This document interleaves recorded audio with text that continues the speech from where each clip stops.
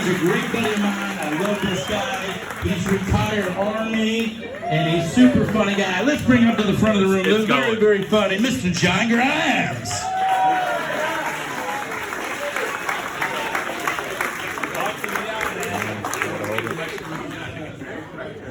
Thank you, Steve. Give it up for Steve Melia one more time, everybody. A lot of people don't know this. Steve made his first million on the internet. He started the website that was the countdown to the Olsen twins turning 18. That was all Steve. I was in the Army. Clap it up if you were in there. Or just if you're into clapping. Thank you, I guess. I wasn't good at it, shocker. They give you like little leadership tests along the way. I failed all of those very quickly. There was a certain drill sergeant, God, just the most evil people. There was a certain one who had it in for me, probably because I have terrible posture and an even worse attitude. And he would always like sneak up on me. Like one time I was eating a delicious Nature Valley granola bar because they essentially starve you, so that's the kind of shit that tastes good. So I'm like sitting around like a little kid, and he just like ninjas around like, gotcha, just start doing push-ups, namaste.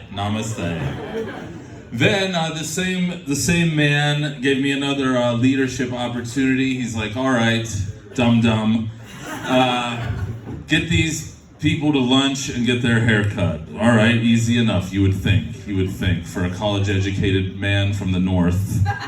No offense. Don't kill me. I like Jesus, don't kill me. Vets, support the troops. So he tells me haircuts and lunch, right? Okay, fine. So we're getting haircuts this day. Now you would think they would start from the bottom of the haircut and go up, but this day they started from the side. And another drill sergeant came in and yelled at me like, what the hell are you doing getting haircuts? You're supposed to be at lunch. All right, everybody up from the chairs and go to lunch. So now I have a bunch of half-shaved head dudes going into lunch, once again failing at leadership. It was not good. The last thing I had, you could call it a failure in leadership. The Army had built in, let's just say, panties into the physical training shorts. And so a lot of people use those in lieu of the brown boxers they give you, or tidy brownies. And so this day, well, I'm just gonna say it, a nut came out. And it would have been fine, I guess, if I wasn't doing sit-ups and my feet weren't being held by a woman drill sergeant. So that wasn't so much a failure in leadership as it was a minor sexual assault. I don't think I would get away with that in 2023, but simpler times. I did stand out in one way, however, in the Army. There was a way I stood out. Anger! How angry do you have to be to get sent to anger management by the Army? Apparently as angry as me. I guess that's how you end up, doing comedy. You turn that pain into gold, right? Or $20 and a free beer, I hope.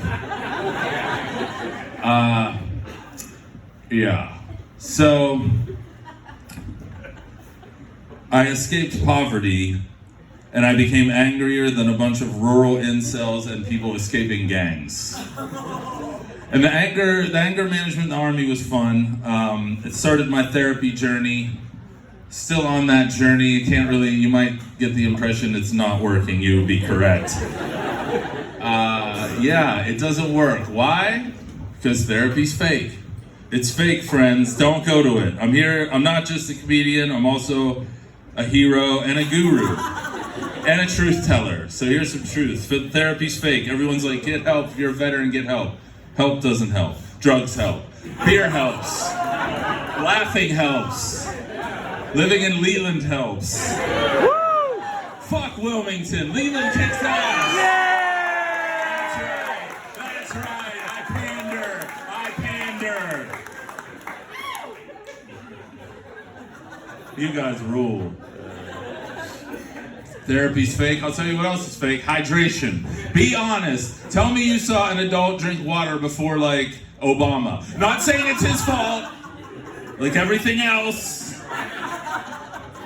the communists and big water want to push that hydration on us, as well as the anorexics, so they can stay full all day and judge us for eating. Hydration's fake. Recycling? Fake. Come on, it all goes to the same dump. How do I know that? YouTube.com/research, okay? Look it up. You can sit there and rinse out your Mountain Dew cans all you want, you hillbillies. It's all going to the same dump. It's over. It's because we've been lied to our whole lives that we fall for this shit. It starts with parents. I'm sure a lot of you are parents. I'm not talking about you. I'm talking about my crappy, terrible parents that made me end up this. They lie. They tell me stuff like, hey, John, you know, if you're good this year, an obese man in a red jumper is going to break into our house and eat cookies and give you a PlayStation. Just be good. Lie. I didn't know my parents were poor. I didn't get shit. I should have been bad. And I could have been being bad this whole time if you were going to get me nothing. First failure. Then they told me stuff like, you know, if you work hard and you're a good person and you have dreams, you can achieve them. Really? You think I wanted this? I worked hard. I went to school. I did the stupid army. Here we are, friends. The therapy's not taken. I guess probably the biggest lie they ever told me, though, was the Friday night that my dad came in and said, don't worry, buddy, this divorce isn't your fault. I think that's the one that really stuck with me the most. Any true crime listeners in here? Give it up if you like true crime. If you're with any of those people, run. They want to kill you. True crime is just Joe Rogan for women. Men listen to Joe Rogan to hear instructions like do push-ups, make your bed, become an alpha. Women listen to true crime to learn how to murder you, how to bleach a room, how to dispose of a body quickly. There's still some swampland around here, right, that hasn't been developed yet? They're gonna scrub the DNA off your corpse because they listen to 50 hours of podcasts while you were listening to some steroid dumbass TV host tell you to make your bed. All right, everybody, keep this energy up. Thank you very much. I'm John Grimes. Have an awesome night.